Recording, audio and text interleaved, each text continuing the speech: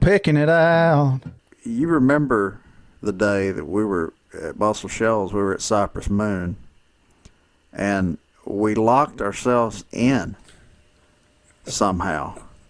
Now, Yes, this is we back did. in the time where, that we were talking about earlier. This is back when it was just basically me and you there, and Grant sometimes was there. Tanya would come in sometimes, but it was basically me and you there.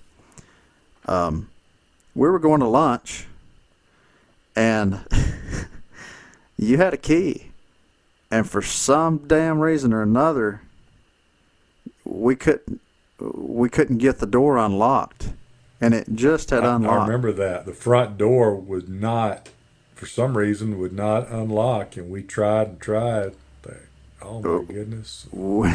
How do we get out of here? We ended up, because we was hungry, so we ended up in the back.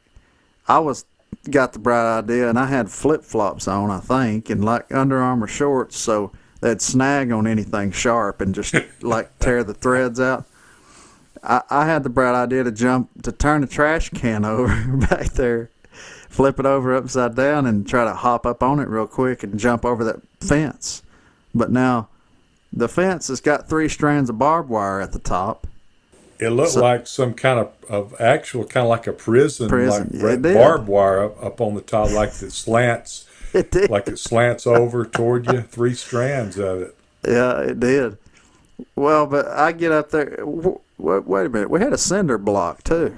I forgot where the cinder block came in. The cinder blocks we put the garbage can up on like a couple of cinder blocks, and our brains just weren't thinking. I wasn't thinking straight, and you weren't, because we were trying to get out of there. Yeah, we was trying to get some garden gate, man, or roses or something. Trying to get some food. I wasn't thinking that plastic garbage can is going to collapse when you stand on it. I didn't think that until it happened. I reckon I thought I was like the Flash or something. But I had ate a lot, because that's the time whenever I was going, me and you was riding in Muscle Shoals all the time, we'd go eat. And so I eat a lot back then. I still do, but I did back then too.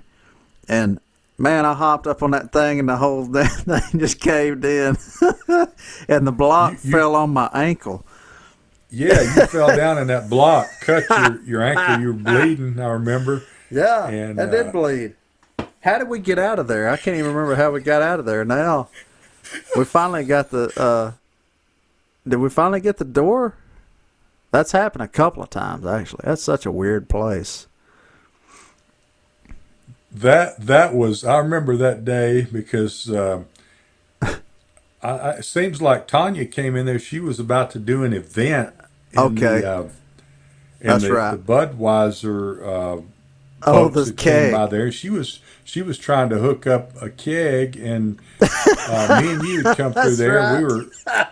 We were kind of clueless, or I was. You might not have been. I was trying to pretend I knew how to hook it up. I didn't know how, and we sprayed beer on that leg.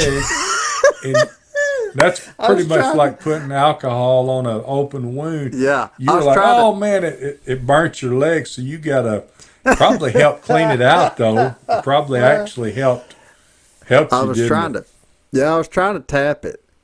And, boy, I tapped it all right, and it sprayed. Before it went all the way in, it sprayed, and it, out of all the damn angles it could have hit, it sprayed directly. The ankle angle. It hit your ankle at an angle. Yeah.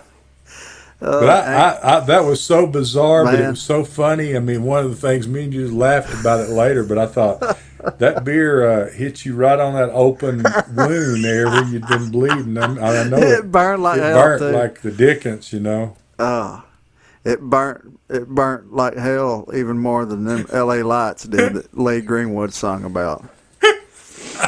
I tell you, man. Oh, my goodness. I can't believe it even. I mean, I wish they could see it, because I wish they could see how the chances of it angling toward my ankle like that and just hitting it straight on right there on the open wound. That is really bizarre. I mean, that's like one of the things I was almost questioning, like, is somebody playing a trick on us? Is this like a reality,